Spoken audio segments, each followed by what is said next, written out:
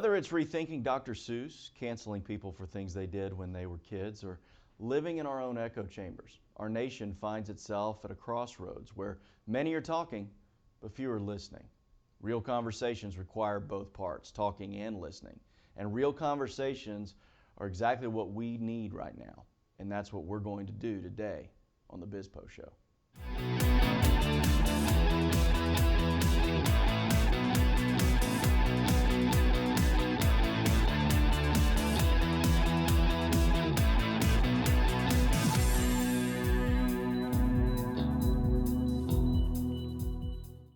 You know, our nation seems to be at a crossroads of division where instead of having civil conversation, it seems like we're asked to pick sides. This doesn't just impact our politics, but infiltrates into our schools, our businesses, and our everyday lives.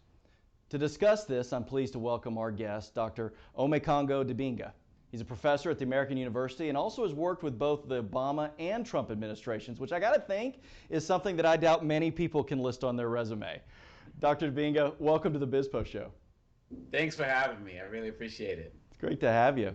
Well, listen, first and foremost, thanks for being with us. I'd love to get your take and maybe tell our audience what it was that you did within the administrations. What was your role and what did you do?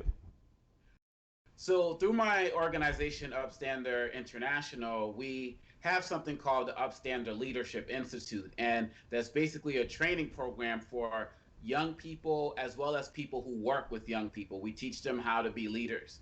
And so what I was doing under the Obama and the Trump administration is I was working with the State Department, and they would basically deploy me to other countries where I would work with people within the State Department as well as local organizations who were working with young groups to help them prevent them from becoming child soldiers or getting involved in other extremist organizations. What were the leadership skills needed? So I was working with the State Department as well as with local organizations that work with young people about how can we reach these students. And I've been fortunate to do that with both administrations in several countries around the world.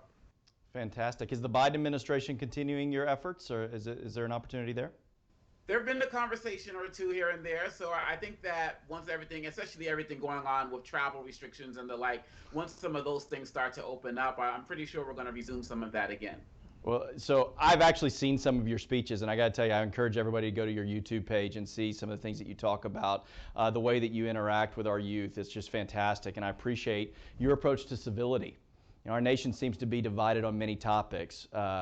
But when we aren't seeming to come together on any of it, and I believe that's because of the unwillingness to really listen to one another and engage. And I think you talked about maybe was it your LEAN program, right? And civil discourse, and that's going on. And from that perspective, where do you see things going from here? What do we do as a nation? Well, that's a loaded question. I mean, it's a short question, but it's so loaded, right? One of the things we have to do is we have to take an honest look at ourselves. What are we really doing as individuals to find common ground in uncommon times? For example, one of the ways that we can best start to have these what we call courageous conversation, that common ground, is we really have to start to do the work to get out of our silos. The fact of the matter is, if I go to your YouTube page or you go to my YouTube page, YouTube is the same, but whatever appears on the right side of that page is going to be different because the algorithms feed us what we want. And we have a media culture where everybody is looking for affirmation as opposed to information. So if you just go to your favorite news host every day, whether it's a Sean Hannity or a Wolf Blitzer or Chris Cuomo or a Tucker Carlson, whatever, and anyone in between, you're going to be fed a lot of what you already want to hear. So one of the things I'm encouraging people to do is to do the work of listening and reading about people and hearing from people who don't think like you. Maybe that's going to one different social media feed. Maybe it's watching a different network for about 5 minutes and not going and listening for the problems, but going to hear something different and, for goodness sakes, possibly making your own opinion. Now, that's something we can do in our media spaces. All of us have the ability to do that. Another thing that we do that I like to talk about is this thing called the rule of 7. And I think that all of us need to ask ourselves 7 questions that really speak to who is around us. What do the authors of the last 7 books you read look like? What do their seven neighbors look like in terms of proximity? What does the cast of the last television shows, the members of the last television shows that you watched, the last seven, what do they look like? The questions go on and on and on, but it's really doing an assessment of how committed you are to being in diverse spaces. Because we can all talk about it, but if you're not living it in your personal life, I have to question you. And those are some of the things we can do to start to find common ground in these uncommon times. You know, Doctor, the first guest that we had on the BizPo show for our inaugural pilot that we did was former New Jersey Governor Chris Christie, and he said something during the discussion that I really thought was fantastic. He said, "Look, this country was founded on us having a big argument." And I thought that was a great thing. Now, sometimes those arguments get out of hand, but Mm-hmm. the concept of people having different thoughts and exchanging those thoughts, even when it gets spirited, that's still okay as long as we stay respectful and nothing gets violent. I'm all for that. Now, uh, yourself, like me, we're professors, so we have exposure to what's happening in academia. And I know, you've been at Harvard and Princeton and Morehouse University in Maryland. So I wanted to ask you, what do you see as the positive trends in colleges? And the second part of that is, what are you seeing that perhaps concerns you that's not been highlighted quite yet? Yeah, this is a great question. One of the things that I'm seeing, which is great about the college experience, is I'm seeing a lot of hungry young people who are going to be leaders of tomorrow, committed to wanting to make some form of social change. They're coming in and they're passionate. They have ideas. They want to do things. They want to see how the university experience can help them take them to the next level. And going to the second part of your question, that can also lead to a little bit of a challenge because many students are coming in with that mentality we just spoke about possibly being closed-minded. And so if you're at a school that might be more liberal leaning or more conservative leaning, if you're in the minority of that mentality, you might feel like you're being silenced. And so American University, I have students in my class who come from a conservative background, and to be quite honest, many of them have become my mentees because they feel like the way that I engage them in conversations doesn't shut them down. But sometimes if they're already engaging with other students who might be more liberal, they may not feel like their ideas are represented, even though we have a president at our university that's open to the ideas and all of that. Sometimes we have to groom the students to make sure that they understand that it's okay to receive diverse perspective. But if that's not done at our universities, what ends up happening is you may have people who have a diverse perspective than the mainstream at the university, and we miss out on such beautiful ideas, such beautiful conversations, such great learning experiences that could be problematic. Let me give you one example. Everybody's having a debate about guns right now, and we always get back into that conversation. And I have my beliefs as it relates to gun culture and what we need to do as it relates to certain levels of gun control and the like. But I have students in my class who say, I hear what you're saying, professor, but look, where I come from, guns, it's about hunting. We never have to deal with any of these issues that you're talking about. Is there a way to have, to look at it from what I'm talking about? And I'm like, well, let's engage that. This is where I grew up. This is where you grew up. How can we get to some form of agreement? And for some of these students, it's like a breath of fresh air because they can just be free. And I feel like that's what the universities are supposed to be about. But obviously, in this age of the culture wars, whenever the culture wars start to rile up again, we start to lose some of that. And we need to bring that back. I couldn't agree more with you on that, Doctor. I think that our young people should be exposed to all the different types of thought process. And this really goes to my next question because there have been a lot of accusations, we'll call it, that so many colleges and universities in our country have really become echo chambers for, you know, whatever it is that the messaging perhaps that a university wants to have or whatever. And I think that certain universities perhaps are influenced by one party or the other. I think that we're seeing that there are conservatives that are actually funding and supporting and creating conservative universities. And my concern about that, and no matter which way it goes, is that you really are not giving the students a true education. Let them decide after they hear, let's say, two sides of an argument. So what do you think would be the best way, at least in higher education, to really decrease the polarization? Or if you're going to have polarization, have both poles have equal time? That's right. I hear you. And when you talk about that equal time, it makes me think back to the media conversations about whether we need to have some form of the Fairness Act brought back so we can really start to hear both sides in the radio and on these different networks and the like. But bringing it back to school, we have to embrace critical thinking in our schools, and we have to teach students, and even outside of college, we got to start as young as possible. But going specifically to college, what I tell my students on the first day of class is I tell them, I really don't care what you think about anything. What I care about is how you think. I care about how you're informed. And so I tell them, if all you do is watch CNN and come into my class bringing that, you're not going to do well in here. If all you do is watch Fox and bring that in here, you're not going to do well in here. C-SPAN, MSNBC, whatever, it's not going to fly in here. This is the space where I'm going to hopefully show you how to diversify your sources that you're using, develop real arguments. And on my papers, for intercultural communication, one of the courses I teach, I've lived this. I've had students who have taken written papers from a Black Lives Matter perspective and have gotten A's in my class. I've had people who've written assignments from an All Lives Matter perspective and got A's in my class, because to me, it's about the university. It's about how you formulate arguments, how you give point, counterpoint, how you back up what you're saying with research, as opposed to just, this is what I believe and this is what matters. I tell my students that when you agreed to come to university, you agreed to put yourself in an institution where we believe from the beginning that facts matter. And we are going to build off of that. We can disagree about the results, but we are going to focus on critical thinking. And I believe that that's what we need to do to really continue our universities to be the spaces that they need to be. Doctor, have you, by any chance, listened to the new podcast that has just come out? I think there's 6 segments between Barack Obama and Bruce Springsteen.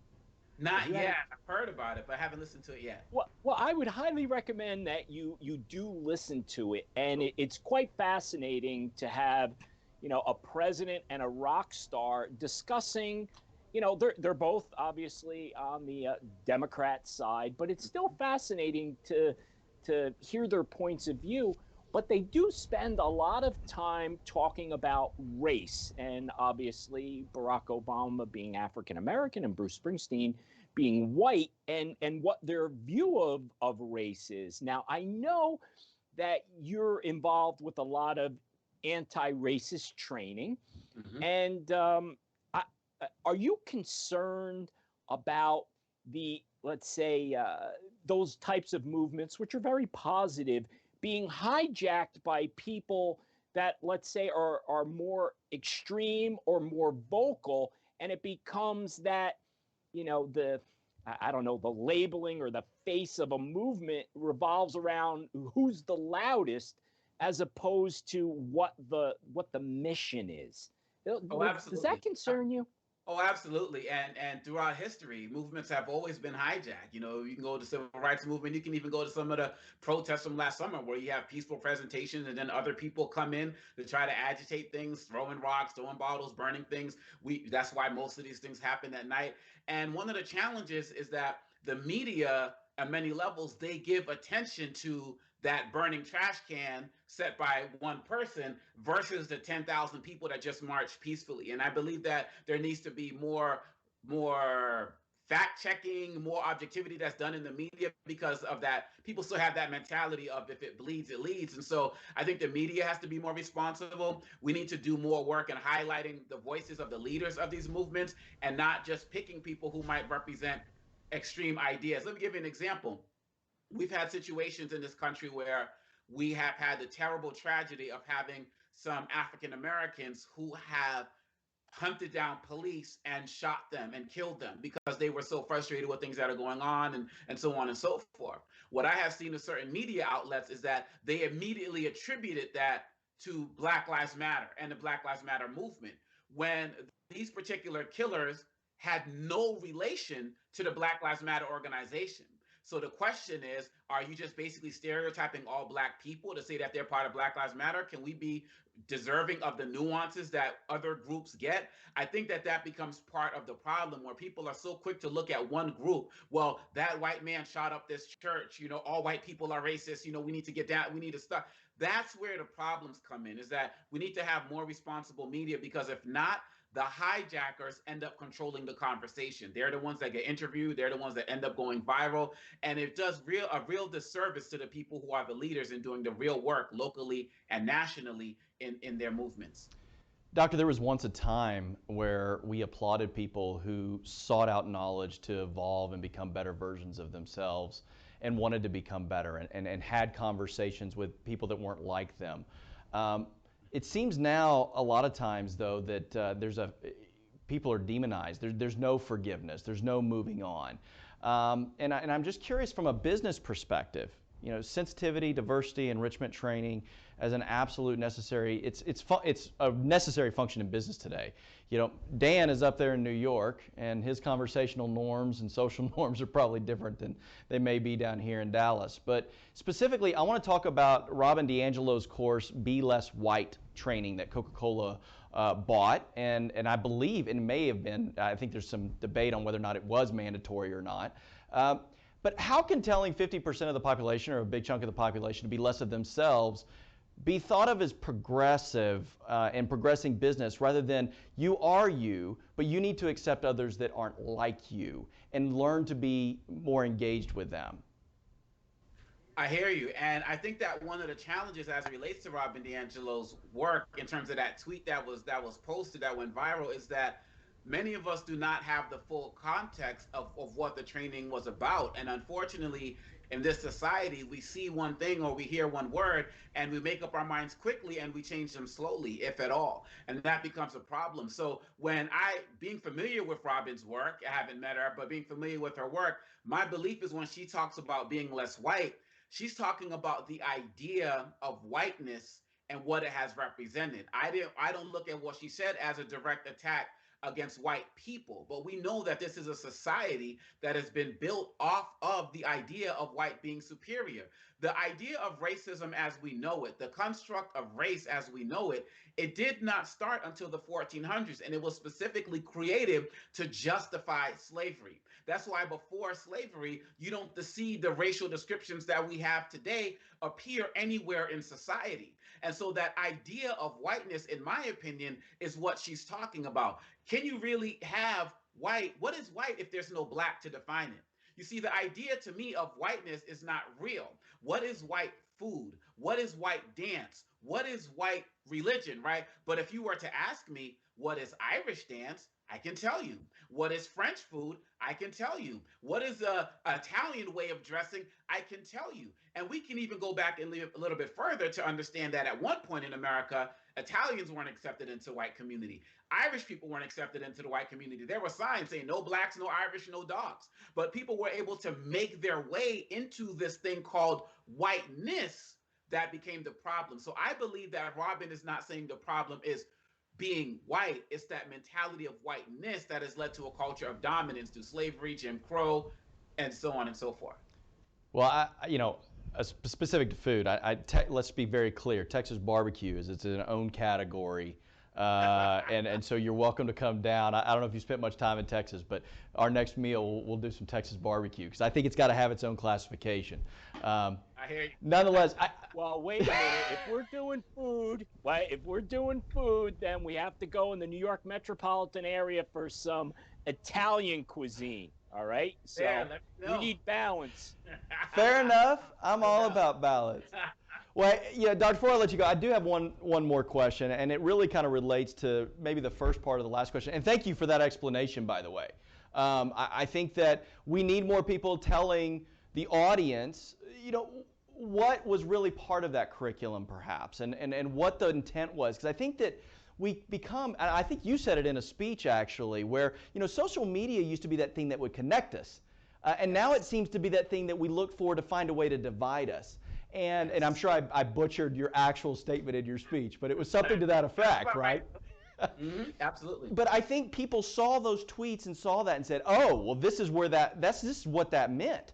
And we're so quick, I think, to judge. And so maybe for my last question, let's dive into that, because I want to live in a society where we can have conversations like this, and that my young children growing up who are going to grow up in a world where they can learn about other cultures and other societies and feel like they can be part of it and engage without potentially being, crucified at some point if they were ignorant, right? And because I think, listen, we all go through times of ignorance in some way, shape, or form on one topic or a next, right? And so, recently we heard in the headlines that I think Alex McCammond, I'm probably butchering her name, maybe at Teen Vogue, she lost her entire career over something and something disgusting and wrong that she said when she was 17, though, right? She's 17 and she was ignorant.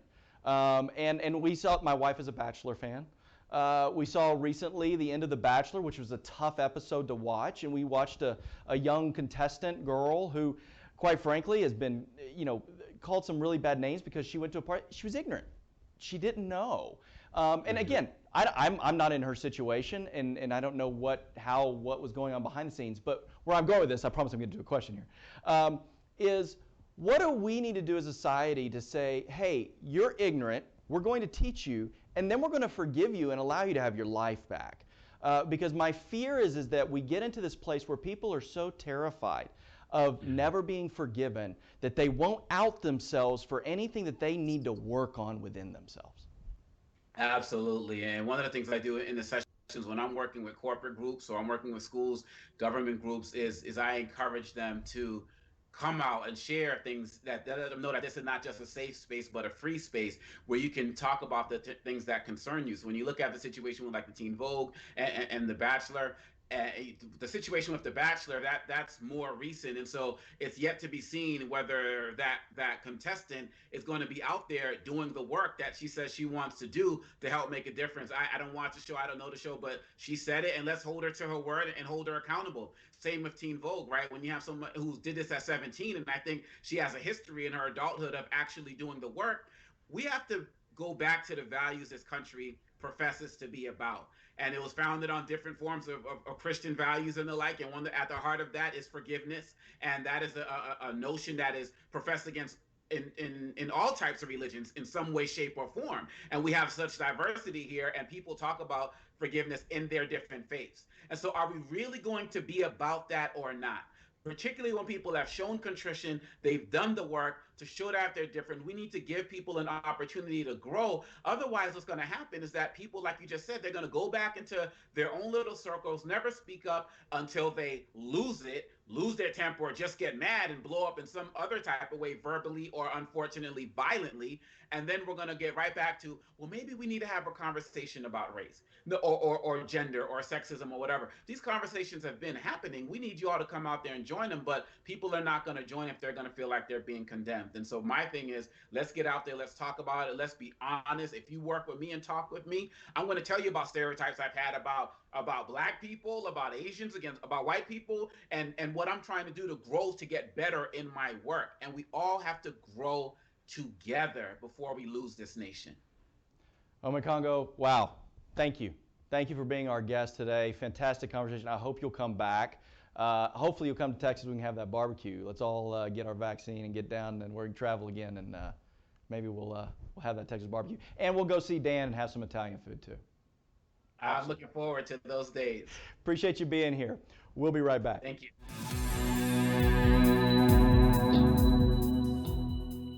Seth and I'd like to leave you with our final thoughts each week. I think what you just saw over the last 20 minutes were our final thoughts. I'm Dan Geltrude from New York City. From Dallas, Texas, I'm Seth Denson.